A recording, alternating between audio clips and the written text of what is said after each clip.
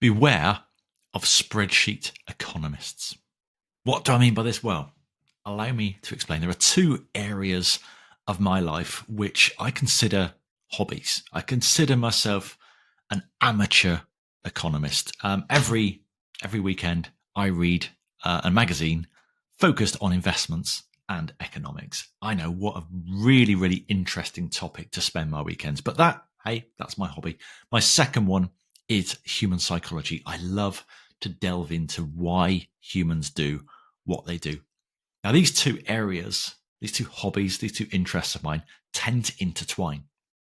And the key element here that I want to really make for you today is that pure economists don't think it does. They think that they can sit there with a spreadsheet, type in, I don't know, let's change the tax rate on this from 12% to 13.3%. And that will generate £25 billion worth of additional tax revenue. Somebody somewhere might have mentioned that recently. However, what actually happens is human psychology comes into play, and the humans go, we're not doing that. We're not accepting that. We're going to change our behavior as a result of what you're doing here. One of the best ways I ever heard the tax system explained was that tax is a disincentive. So if you want people to do something, give them an incentive to do it, pay them, give them a kickback, give them cash back, give them a nice juicy carrot to make sure they do it. If you don't want people to do something, tax it, because the more you tax it, the less they will do it. They will adjust their behavior.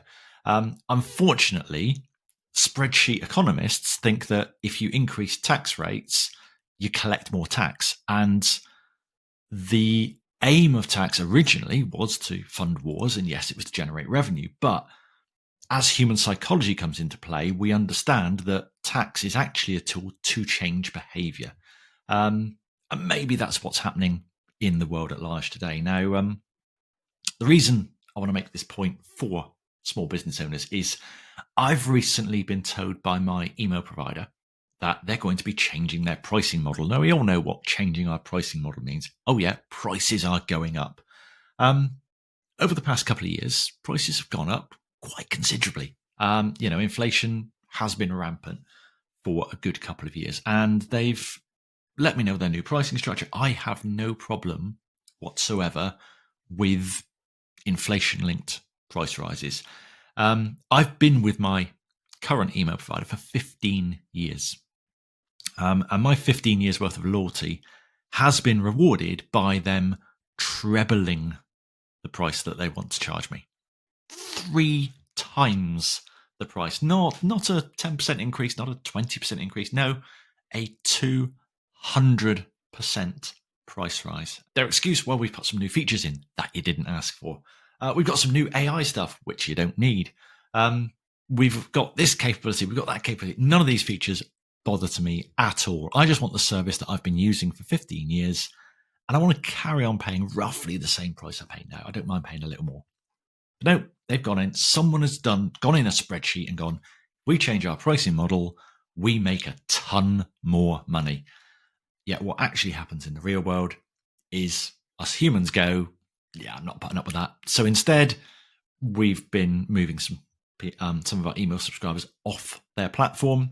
We're no longer recommending them to others.